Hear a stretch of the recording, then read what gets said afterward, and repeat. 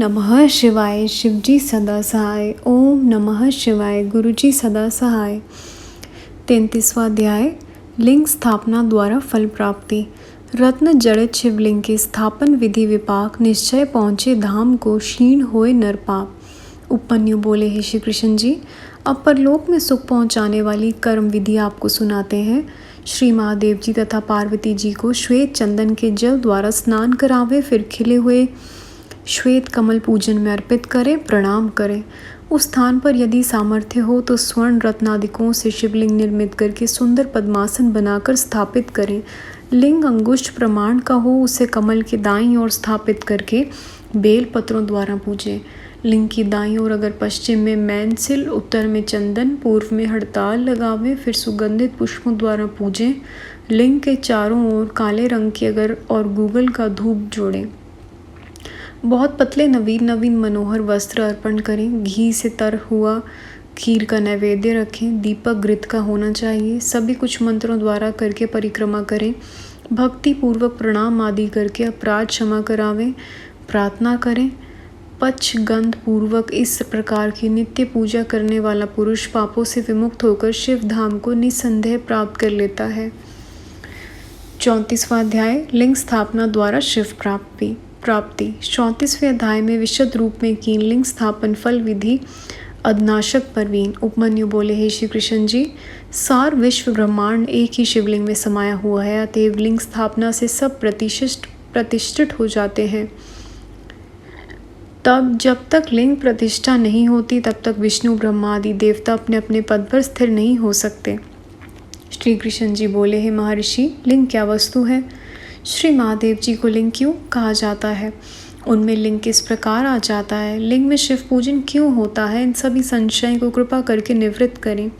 उपमन्यु बोले, हे श्री कृष्ण जी, सत्व रज तम इन 3 गुणों को उत्पन्न करने का कारण लिंग है। ये अनादि है, अनंत है, माया की मूल प्रकृति भी है। चराचर जगत इसी के द्वारा उत्पन्न हुआ है।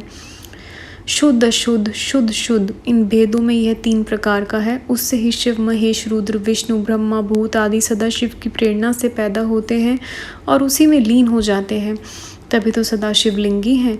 लिंग की आज्ञा के बिना कुछ भी नहीं हो सकता। जब तीनों लोकों का प्रलय हुआ तब जल में शेष शैया पर नारायण विष्णु सो गए। अचानक ही उनकी नाभि काल से ब्रह्मा जी की उत्पत्ति हुई। ब्रह्मा जी शिव माया से मोहित होकर विष्णु से बोले, तू कौन है? बोलते बोलते एक हाथ का प्रहार भी कर दिया। विष्णु जी जग गए। सामने ब्रह्मा को देखकर उन्हें क्रोध आ गया, फिर शांत भी हो गए और बोले, हे पुत्र, तू कौन है और कहाँ से आया? क्यों इतना दुखित है? इतना पूछने पर क्रोध से भर कर ब्रह्मा बोले, अरे मुझे तू पुत्र कहकर बोलता है? तुमको मालूम नहीं कि मैं रज, तत्व, सत्व, तम इन तीनों से संसार की उत्पत्ति, पालन एवं संहार करता हूँ। मुझको पैदा करने वाला तो कोई भी नहीं। ब्रह्मा के वचन सुनकर विष्णु बोले, वाह, संसार की रचना, पालन तथा संहार करने वाला तो मैं हूँ। क्या मुझको भूल गए? तुम तो मेरी देह से पैदा हुए हो। तुम मेरी आज्ञा द्वारा संसार की रचना करते हो। मैं नारायण हूँ, तुम उत्पादक पिता का अपमान करने लगे। तब तो ब्रह्मा और भी भड़क उठे। उन दोनों के बाद वाद विवाद में भयंकर युद्ध छिड़ा।